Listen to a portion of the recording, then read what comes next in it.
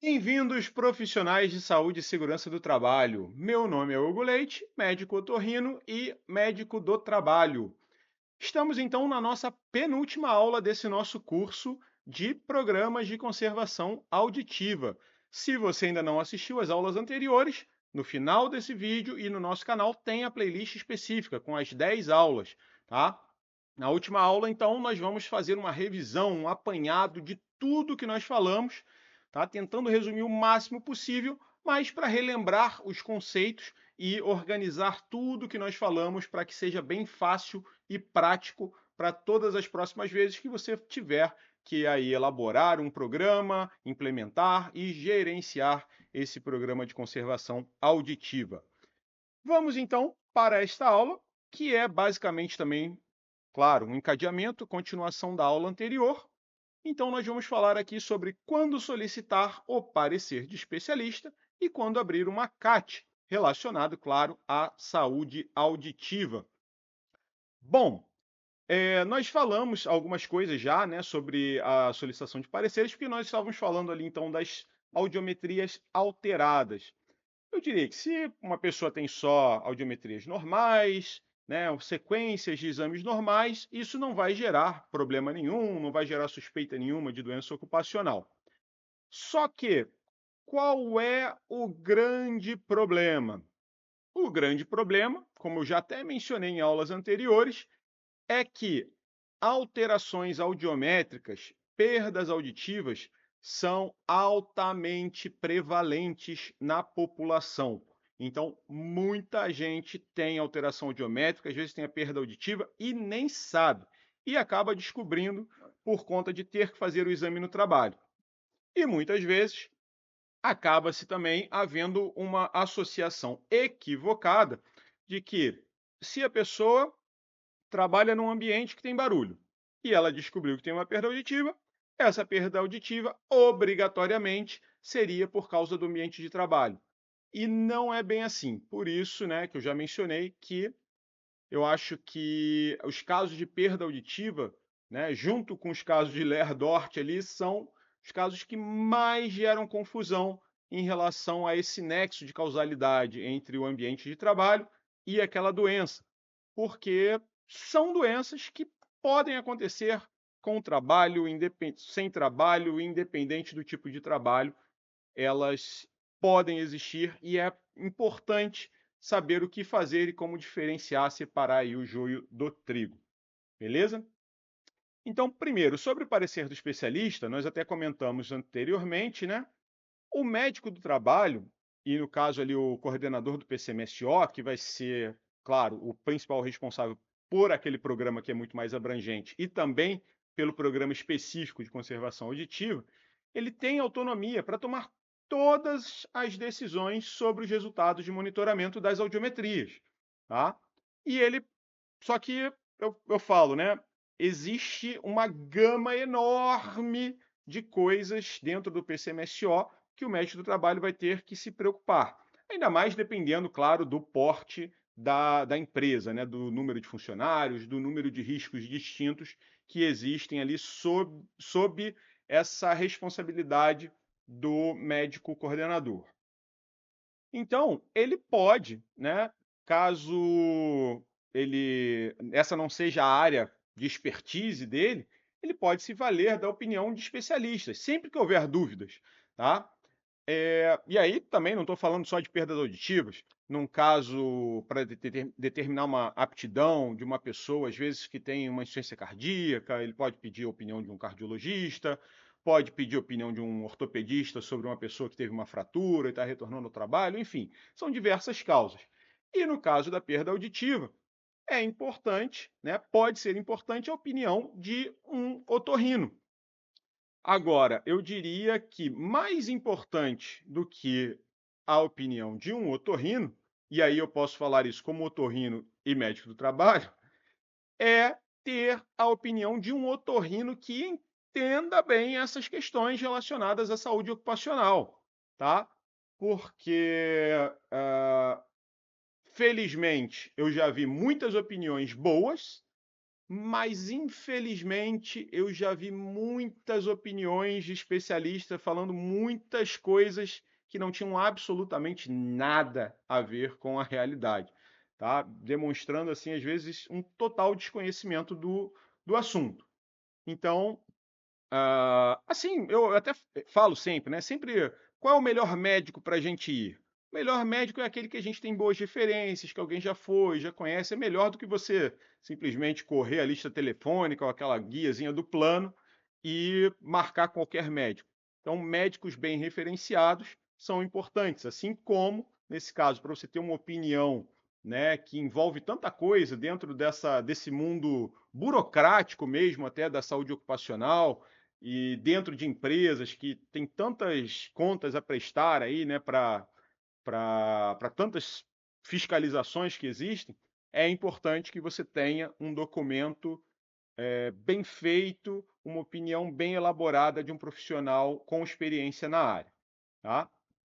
Então, particularmente sobre as perdas auditivas, esse parecer pode ser necessário quando houver uma variação significativa nos perfis audiométricos, né, num exame sequencial, ou seja, aquela situação em que houver um agravamento ou desencadeamento, como nós falávamos antes, e também, principalmente, eu diria que essas são as situações mais críticas, quando existir uma forte suspeita de que a perda auditiva pode ser efetivamente de origem ocupacional, tá?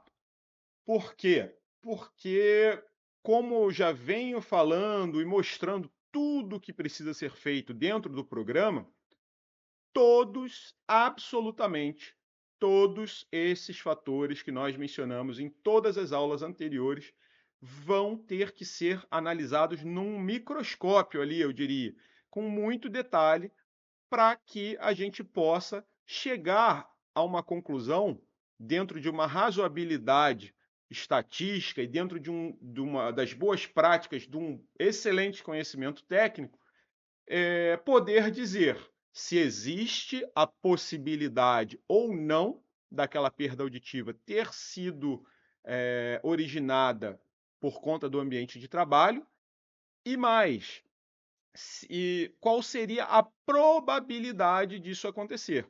Que aí a gente também tem que diferenciar.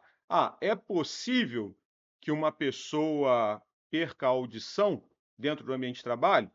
É possível.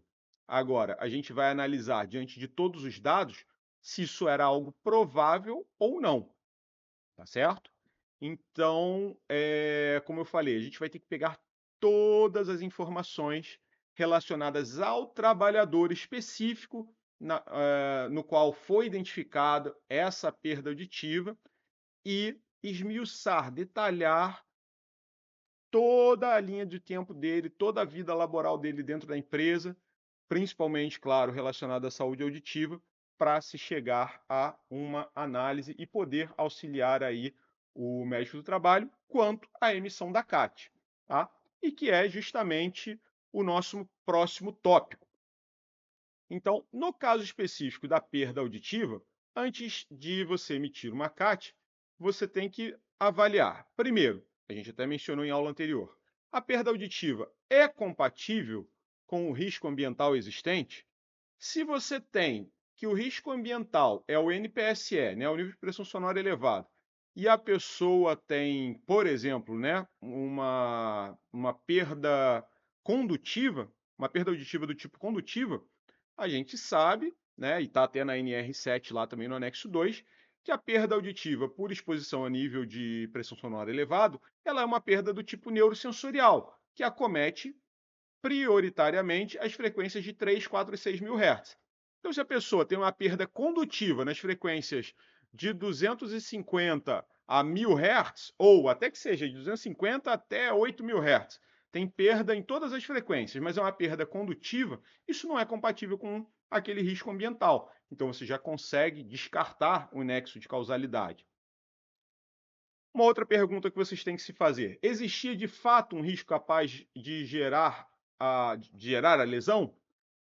Você pode, porque às vezes a pessoa ela pode trabalhar num ambiente com barulho ou ela vai esporadicamente naquele ambiente com barulho e ela utiliza um EPI. Ou muitas vezes, isso é até muito comum eu vejo muito, né? Por exemplo, em offshore. Em offshore tem muito ambiente com barulho, mas existem diversas funções que ficam em locais protegidos. Mas eu vejo, até por um excesso de zelo, as pessoas incluírem essas pessoas também no PCA, porque elas eventualmente vão em locais onde existe um nível de pressão sonora acima daqueles valores capazes de causar lesão. Lembrando que eu prefiro falar dessa forma do que falar acima do limite de tolerância, porque o limite de tolerância está relacionado com o tempo, não só com o nível de pressão sonora, tá? Mas quando você vai ver aquela média ponderada no tempo, o nível médio de exposição diário daquela pessoa, ele fica muito abaixo dos níveis capazes de gerar qualquer tipo de lesão auditiva, tá? Além disso, você vai ter que investigar, né, esmiuçar se houve falha nas medidas de proteção.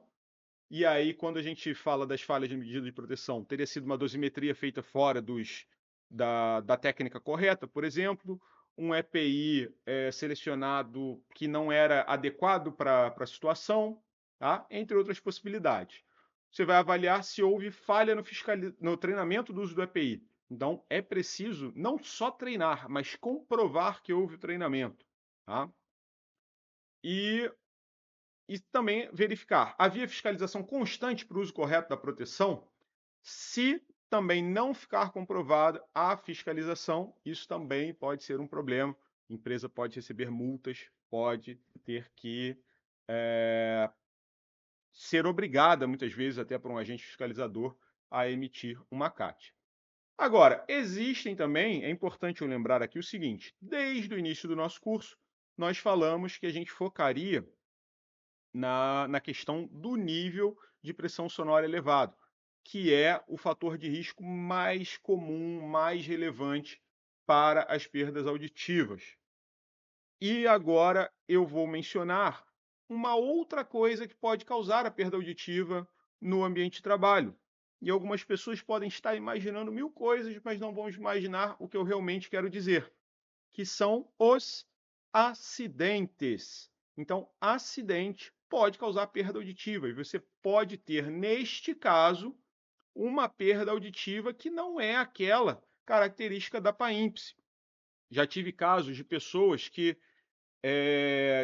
estavam lidando com linhas pressurizadas de ar. Por sorte era até ar, né? Não era nada explosivo, mas ar pressurizado, mas com uma pressão absurda que estourou a linha de ar pressurizado e aquela explosão da linha, veio um jato de vento, arrancou EPI, arrancou capacete e chegou a causar uma perfuração da membrana timpânica. Então, nesse caso, não só não era uma perda compatível com PAIMPS, como também não era uma perda neurosensorial, era uma perda condutiva, teve uma perfuração da membrana timpânica, e aí, nesse caso, é, claro, uma perda auditiva que também deverá ter a sua CAT emitida, tá certo? Então, essa é uma outra situação, um exemplo particular de situações diferentes que podem acontecer.